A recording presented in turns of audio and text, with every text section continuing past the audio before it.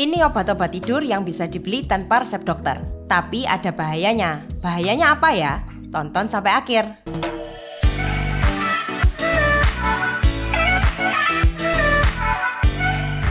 Halo Sobat Sehat, perkenalkan saya Agnes, lebih sering disebut dengan Cece Apoteker. Ini pertama kalinya Cece Apoteker ngisi di SB30 Health. Kamu punya nggak teman atau mungkin saudara atau mungkin orang tuamu itu kalau yang nggak bisa tidur terus minumnya obat-obat yang memiliki efek ngantuk? Contohnya obat batuk, obat pilek, obat gatel yang kemasannya kuning, atau obat anti mabuk.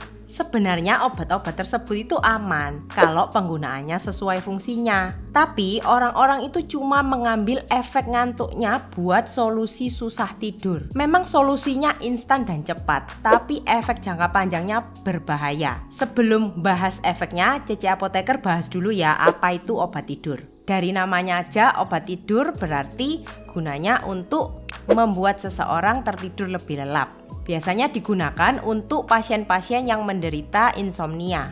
Tapi akhir-akhir ini sering digunakan untuk beberapa orang yang mengatasi masalah susah tidur. Obat tidur ini bermacam-macam jenisnya.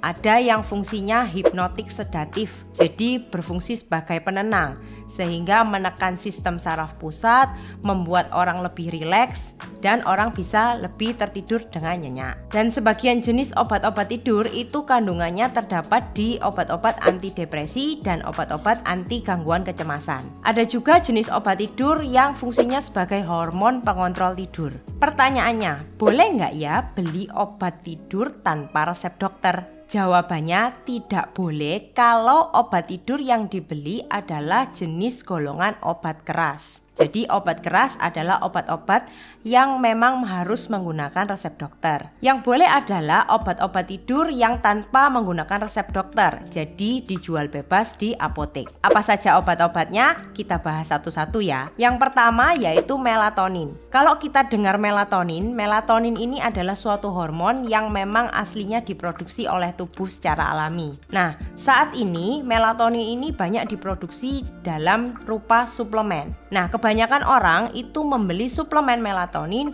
supaya dia bisa tidur dengan nyenyak atau dengan anggapan lebih mudah tidur. Cuma melatonin ini tidak boleh dikonsumsi terus-terusan. Batasnya hanya 4 minggu. Apabila lebih dari 4 minggu, efek sampingnya sangat berat. Efek sampingnya apa? Kita bahas di belakang ya. Yang kedua, Polygalae radix. Ini adalah obat herbal yang bisa digunakan untuk mengatasi insomnia. Jadi fungsinya dia itu untuk mengatur ritme sirkadian. Simpelnya adalah untuk mengatur jam biologis tubuh, kapan waktu bangun dan kapan waktunya tidur. Kemudian yang ketiga ada Valerian radix. Kandungan obat ini juga bisa untuk mengatasi insomnia. Fungsinya untuk membuat tubuh lebih rileks sehingga dapat mudah tertidur dengan lelap. Yang keempat doxilamin.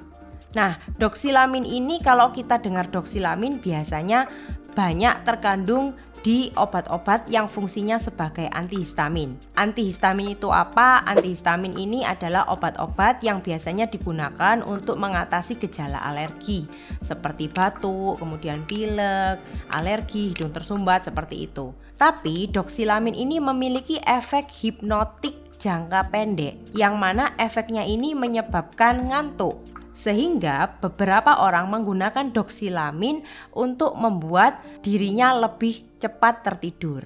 Nah, doxilamin sendiri kalau kita beli di apotek itu logonya adalah berwarna biru. Nah, logo berwarna biru ini tetap penggunaannya harus hati-hati karena jumlahnya dibatasi. Penggunaannya harus sesuai petunjuk yang ada tertera di obatnya. Yang kelima yaitu difenhidramin. Difenhidramin ini juga salah satu obat antihistamin. Tadi sudah saya jelaskan kalau antihistamin itu biasanya untuk mengatasi alergi seperti batuk dan pilek. Nah, lagi-lagi difenhidramin ini memiliki efek ngantuk. Efeknya ini yang digunakan oleh orang-orang untuk mengatasi susah tidur. Itu tadi 5 obat bebas yang bisa dibeli di apotek. Tapi pertanyaannya, meskipun bebas, boleh nggak sih kalau diminum terus-terusan? Jawabannya tetap tidak boleh. Karena akan memberikan efek samping apabila digunakan dalam jangka panjang.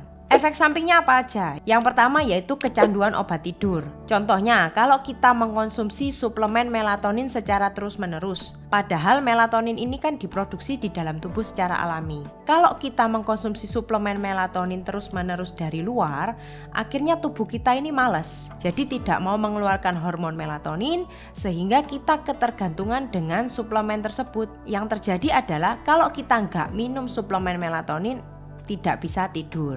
Yang kedua efeknya yaitu mengantuk di siang hari. Kalau kita mengkonsumsi obat tidur secara terus-menerus, akhirnya zat-zat yang tadi kita minum itu menumpuk ya di dalam tubuh. Kalau menumpuk di dalam tubuh, efek samping yang ditimbulkan itu tambah besar. Jadi harusnya cuma ngantuknya di malam hari, akhirnya efeknya ini kebawa sampai siang, yang mengakibatkan mengantuk di siang hari. Kemudian efek samping yang selanjutnya bisa juga pusing, kemudian kesulitan koordinasi, mulut kering, perubahan nafsu makan, mimpi buruk, dan yang paling parah adalah parasomnia. Apa itu parasomnia? Parasomnia adalah efek samping akibat penggunaan obat tidur dalam jangka panjang, yang mana parasomnia ini menyebabkan seseorang beraktivitas sambil tidur. Contohnya, tidur sambil berjalan.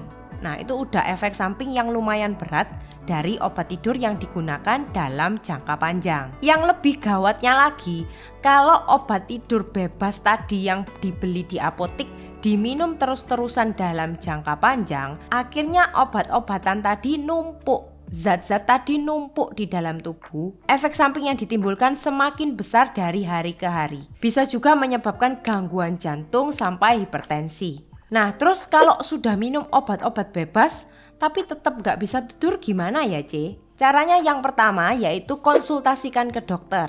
Barangkali di tubuh kalian itu ada gangguan lain, sehingga harus diatasi oleh dokter. Jadi jangan beli obat sembarangan atau obat-obat bebas tadi diminum secara terus-menerus. Langsung aja ke dokter, konsultasikan ke dokter. Kalau memang harus diresepkan obat, akan diresepkan oleh dokter dengan dosis dan obat yang tepat. Nah, tips dari Cece Apoteker supaya kamu juga mudah tidur. Yang pertama, usahakan setiap hari itu berjemur, kena sinar matahari ya minimal 15-20 menit. Kemudian usahakan untuk berolahraga juga 15-30 menit dalam sehari. Dan yang paling penting adalah hindari penggunaan gadget sebelum tidur, karena penggunaan gadget ini membuat kita malah susah tidur. Untuk cara-cara agar dapat tidur dengan nyenyak juga bisa tonton video yang saya rekomendasikan ini ya.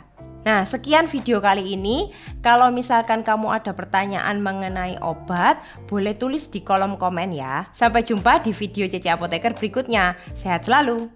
Boleh nggak ya beli obat tidur tanpa resep dokter? Jawabannya tidak boleh kalau obat tidur yang dibeli adalah jenis golongan obat keras. Yang boleh adalah obat-obat tidur yang tanpa menggunakan resep dokter, jadi dijual bebas di apotek. Apa saja obat-obatnya? Kita bahas satu-satu ya. Yang pertama yaitu melatonin.